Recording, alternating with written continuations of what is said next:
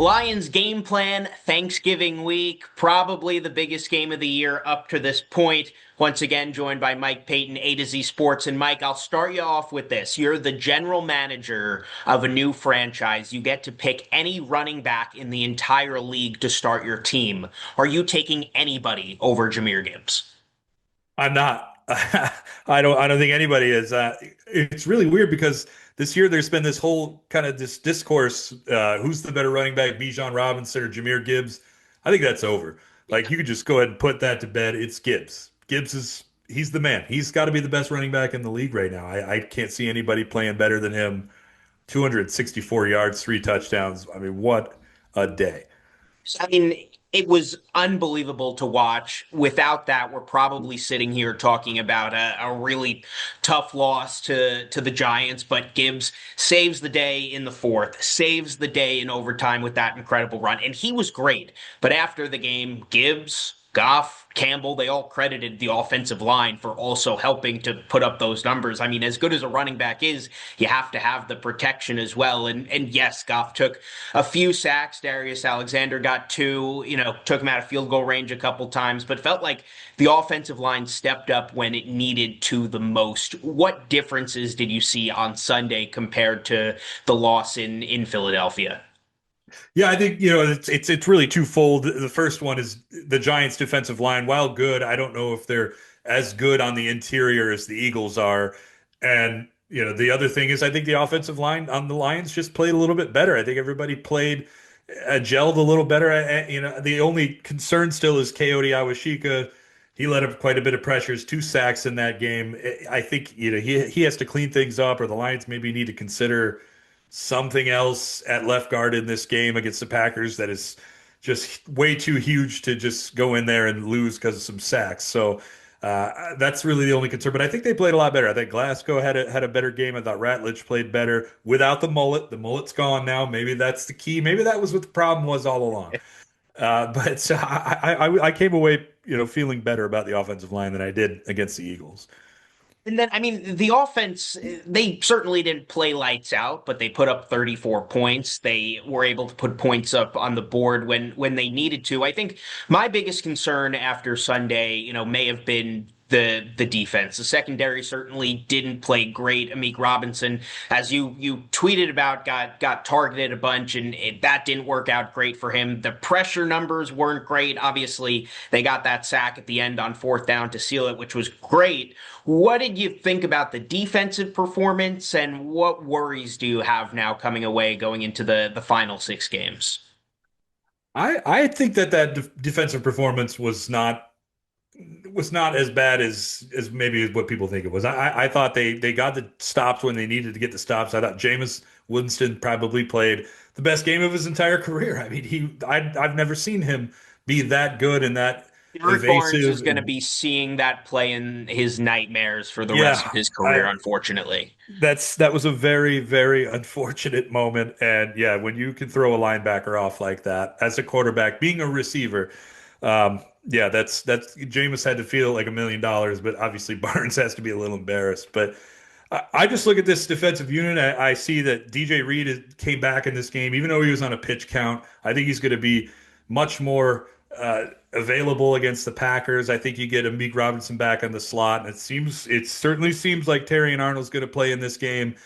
That's going to make a world of difference, and that'll certainly help the defensive line out as well because they don't have to be as fast to try to get pressure as they've been trying to be. And the Giants have just been that team. You're a Giants fan, Jacob. You know what this team is capable of. They have been just doing this to their opponents all year long. They get these big leads and then somehow they lose the game. And I think that team it reminds me a lot of the 2021 Lions where they just don't know how to win yet. And as soon as they figure it out, watch out for the Giants. Well, they already got rid of one of their biggest oppositions in Shane Bowen because how soft they were playing on that final drive would kill anyone. But the thing that I think has bothered me the biggest after that game is the Lions won the game. That is at the end of the day, that is the most important thing. This isn't college football where, you're going to go in every Sunday and, smack a non-conference opponent by 40. And yes, was it closer than everybody thought? Yeah, absolutely. I mean, this it wound up what being a 14-point spread by the time kickoff came, but they won the game. I mean, there's a reason you say, any given Sunday in the NFL, these are all professionals. Any team has the ability to come out and beat any team, but the quality of a good team, the trait of a good team is no matter how you play, coming out and getting the win at the end of the day, no matter how the four quarters looked. Yeah, that's really the only thing that matters, and not to dwell on the Giants too much, but I think we all underestimated what they were capable of, For especially sure. after they almost beat the Packers just a week before that. Like, I don't know why none of us saw that as a possibility that they could come in and smack the Lions around for a little while, and they did. But yeah, the only thing that matters at the end of the day is a win, and you cannot apologize for wins in this league. You got to take them when you can get them and move on. So with a Packers win, with a Bears win, the NFC playoff picture looks the same as it did this point last week. So I don't even want to think about, sitting here talking about what a loss would have done for the Lions playoff chances. But here we go now. Thursday, Packers. I mean, we have been looking forward to this game since that week one loss. I think in sports in general, we use the term must win game much more often than maybe it should be used because most games are not a must win. You have to win this game. But Thursday, half a game out of the Packers, still a game behind the Bears in the NFC North. Where would you put this game on the scale of must win? You cannot lose to the Packers on Thursday.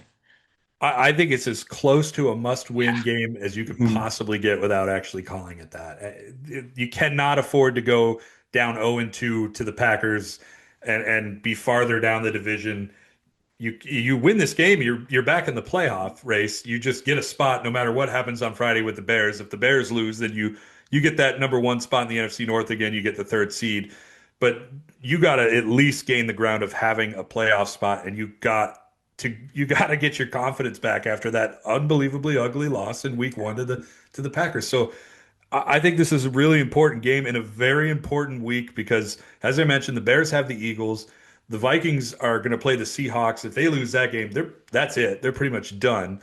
And it just there's so much going on. The Browns and are playing the San Francisco 49ers. The 49ers are keeping pace with the Lions. If it winds up being one of those things where Detroit has to be a lower seed, they got to make sure San Francisco loses some games. I just can't over talk about the importance of Week 13. It's just gigantic. This is the most important week of football for the Lions to this point. Maybe it gets more important later, but right now, all the cards are on the table. This is everything. You got to win this game. I mean, the NFC playoff picture, the NFC North can be completely flipped just in a 2 day span here.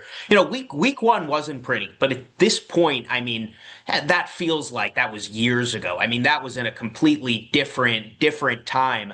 How have you seen this Lions team evolve and change with, the coaching staff and the players and as they've continued to grow? I mean, since that week one loss all the way back in September. Well, the major difference is you kind of touched on is John Morton's not the offensive play caller anymore. Now it's Dan Campbell's job. I think Campbell's a much better play caller. I think he's much more in tune with what this team is able to do and what the guys that they have on the field. You'd love to have Sam Laporta out there. I think it would make things so much easier for Detroit to move the ball. But I feel much more comfortable in Campbell's hands than I do in Morton's any day of the week. And I think the other thing is the offensive line has better communication than it did at that time. They've had weeks to gel together instead of a few, a month and a half of summer camp training. And that's really not, you're not going live. You're not playing the game. You're not seeing anything as it actually is. And I think Jameson Williams should be more involved. I know he didn't do much last week, but he should be more involved than he was week one of this season. And Amon-Ra St. Brown's playing the top of his game. Jahmyr Gibbs is playing the top of his game. I just see a much better offense and defense. It's just a much better team than they were week one. So many big differences. Yeah, speaking of St. Brown, I mean his game was an interesting one on Sunday because he did once again drop a few passes, one that led to the interception. But you look at his numbers and they were fantastic. You know, he had over 100 something receiving yards. He had a touchdown again. Dan Miller did mention possibly a wrist thing going on, or that he doesn't look 100% right. What are you seeing out of St. Brown? Is he it looks like, I don't want to speculate because I have no clue, but it looks like he's not 100% himself.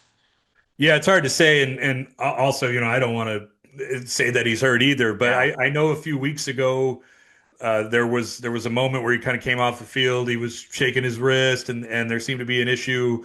There's conspiracy theories on the internet about it, and as everyone knows, Jacob, anything on the internet is true.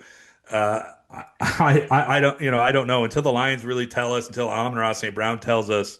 We don't know, and if they're not going to tell us, this seems like something that they would definitely want to play close to the chest. But yeah, he had a drop. He had a drop or two against the Giants, but nine catches for 149 yards and a touchdown That certainly any makes week. you forget all about it. That's Yeah, yeah. And then, I mean, on the other side this week, again, going back to week one, after that game, I think a lot of people were saying, all right, man, this Packers team could be, it could be their year to go on a run and be as dominant as it feels like they're projected to be every offseason. This is a team, in my opinion, they don't really pass the eye test. You watch them every week, and this is not a great football team. But then you look at their numbers, and they're winning, which, like we talked about, is the most important thing at the end of the day. I am not super impressed. I haven't been super impressed, especially with Jordan Love. I mean, Josh Jacobs has had a great season. That's tough if he comes back and plays on Thursday. But what have you seen from the Packers from week one up to this point? Well, I actually kind of looked over some of those numbers earlier today, and let me tell you, they're a great run defense. Jameer Gibbs is going to have some trouble. The Lions are the best run offense that they've played Yeah. all year, but they're still going to be able to get some stops. But in terms of passing attacks, this Packers team has faced basically no one. The 24th ranked Commanders, 31st ranked Browns, 15th ranked Bengals, 22nd ranked Steelers, 27th ranked Mm. Panthers, 23rd ranked Eagles, 28th ranked Vikings. The only teams they've really played that were good were the Giants, the Bengals, uh, the Cowboys, and then the Lions, who are the eighth ranked. When they played that Cowboys team, they let up 40 points and 335 yards Yeah. of passing. I think that there's just a situation here where maybe we just haven't seen this Packers defense actually be tested yet, and this is going to be a huge one for them. And then on the other side of the ball, I think losing your All-Pro center is a huge thing. Yeah. You don't want to be without that guy, and I wonder how much the Lions are going to attack the interior with Ali McNeil and DJ Reader and Roy Lopez to try to shake Jordan Love. And again, I still wonder exactly when this guy's going to gel with these receivers that he has. It just hasn't really happened. So yeah, I'm with you. I think the Packers have been beneficial from some areas that other teams are failing at. So you get a short week, which is always tough. Both teams obviously, coming in the same situation. Who do you think has the advantage coming in on a short week? I mean, the Lions have been banged up, but it feels like even on the short week they're getting healthier and have the chance to put out a healthier, I guess, personnel on Thursday. Yeah, I think you got to feel pretty good about the Lions. So the Packers did get Jaden Reed back this week, or well, late last week, I should say. So they're getting a little bit healthier too. But for the Lions, this is kind of business as usual. This is what they're used to. They know they're going to play every Thanksgiving at 12:30, 1 o'clock. They're going to play a game. They know this, and they know how to get healthy for it. And they've got these, not just this Thursday, but they've got two Thursdays in a row. I feel really good about the Lions being prepared for this. It is kind of weird that they're not practicing at all this week, I guess. I thought maybe they'd get one in there, but there's not. So we'll see where that goes. And yeah, getting potentially Davenport back, Arnold back. You get Pascal possibly back this week. We know Kirby's not playing, but you get some real heavy hitters on this team back if they're able to this week. It certainly looks that way. It seems like you're feeling a bit more confident about this team than maybe others have been the last 2 weeks that others came away with on Sunday. What makes you confident that this team is still in a really good position at 7-4, a really crowded NFC playoff picture where they are right there in the thick of it? You know, all their goals are still very much in front of them, but what makes you still believe that they can achieve those goals? Yeah, I mean, I just kind of look at it in a few different lights. The first one is, yeah, I don't think it was as bad as I never think it's as bad as as everyone else does. I think we're in a weird area right now where Lions fans, if we're not dominating someone, then that's it. It's like that they're not good enough to win the Super Bowl. Crazy that Pack it just up. that in just in a a Yeah. 2 year span that the mindset can completely flip. It just completely flips. And it was like this in 2023 too, when they had that little, mid-season struggle in December, late December, or no, late November, early December, losses to the Bears and struggles against the Saints, and everybody said it was over. That team went to the NFC Championship game, Mm, and that team is very much similar to the team that we're seeing right now. This is not an easy thing. Everyone knew they weren't going to win 15 games 2 years in a row. It just wasn't going to happen. And I think people, nobody, maybe nobody did know that except for me and a handful of other people. mm, But no one made their adjustment. The other thing is, I look at this Bears team and these Packers team. I know that they got to play each other twice in the yeah. next couple of weeks.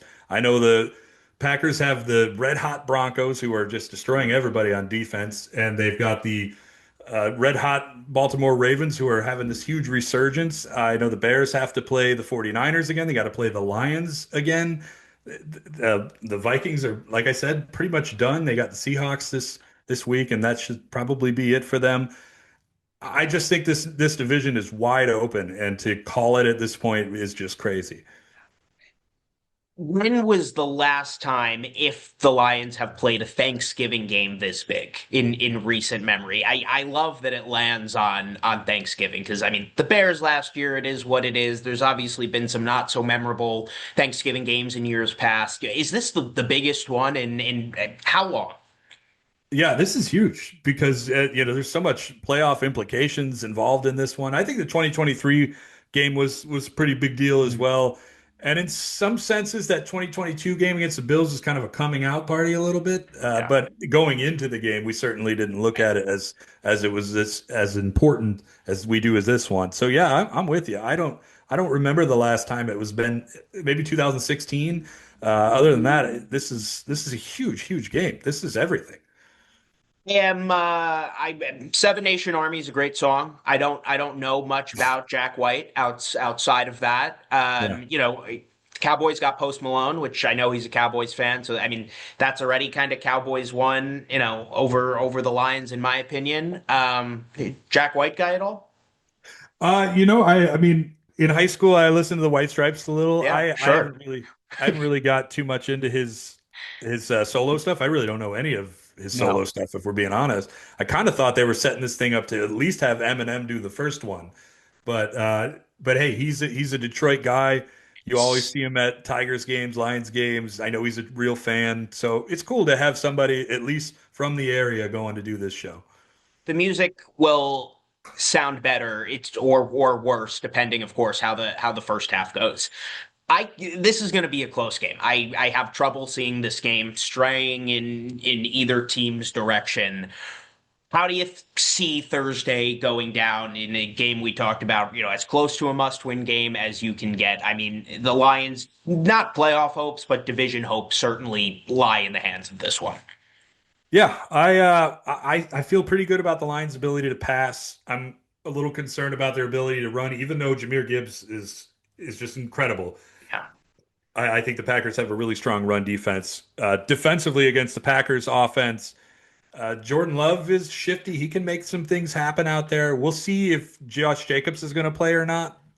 But I got to go with the Lions. I just feel better overall about their defense, their offense. But again, I'm with you. I think it's going to be a really close game. I'm going Lions 24, Packers 21.